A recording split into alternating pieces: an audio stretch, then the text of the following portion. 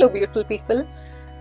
Over the last few videos and my posts, we have been talking about how leadership should be.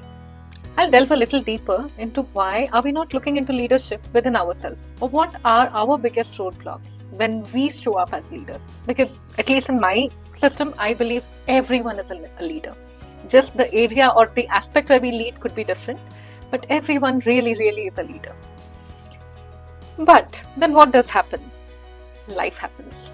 But when I say life happens, let me give you an example of what I have seen as situations and what I have done, not done, and how my experience has evolved.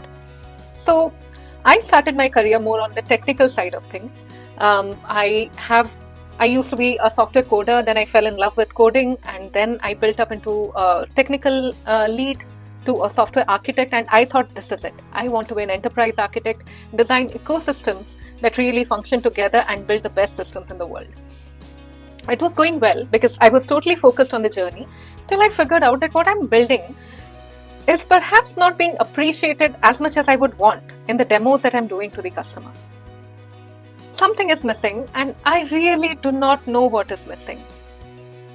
And I stayed up with it. I used to have discussions within our team and understand what exactly is not working out. Can I do something more? And the usual response I used to get is, no, it's just the timing of things. Oh, the customer has some requirement changes. Their leadership has changed.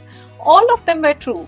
But I couldn't understand what does it take for a product to really fit in and for a product to just be okay, or a product to keep spindling there and not find its niche.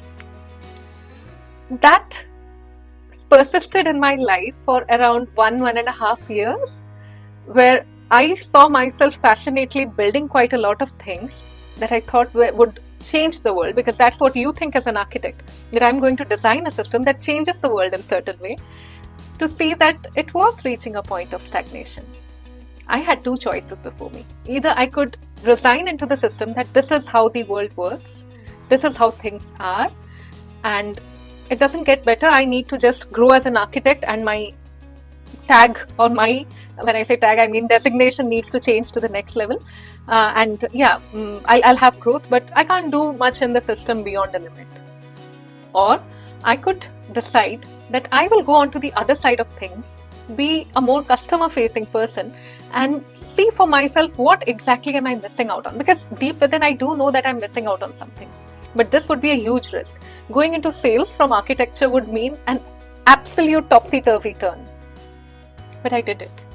And I think that was one of the best decisions in my life when I look back at it. It was a very experimental decision.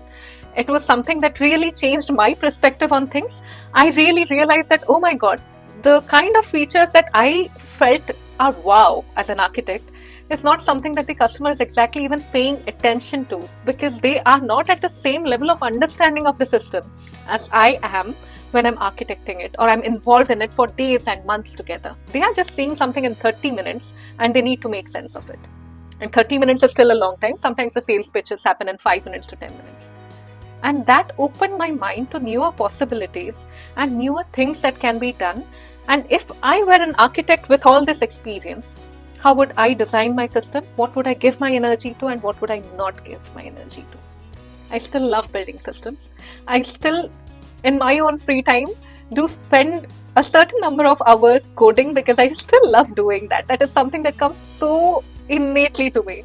I was in this data conference a couple of days back, and there was all this AI technical presentation and the codes were being presented. I was like, wow, this is my space. Yes, it is my space.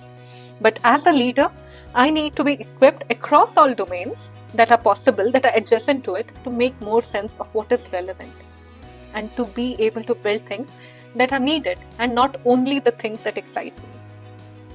So as a leader, are you ready to take the next plunge that you know that you need to, that you know is where you're getting stagnated?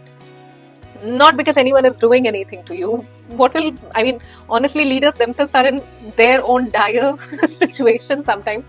They are themselves caught up in multiple forces. That's how the world works. It's nothing that they do to you. But are you ready to do what is right for you? Are you ready to rise to your next level of leadership? I'll leave you with that thought for today. Have a lovely day ahead.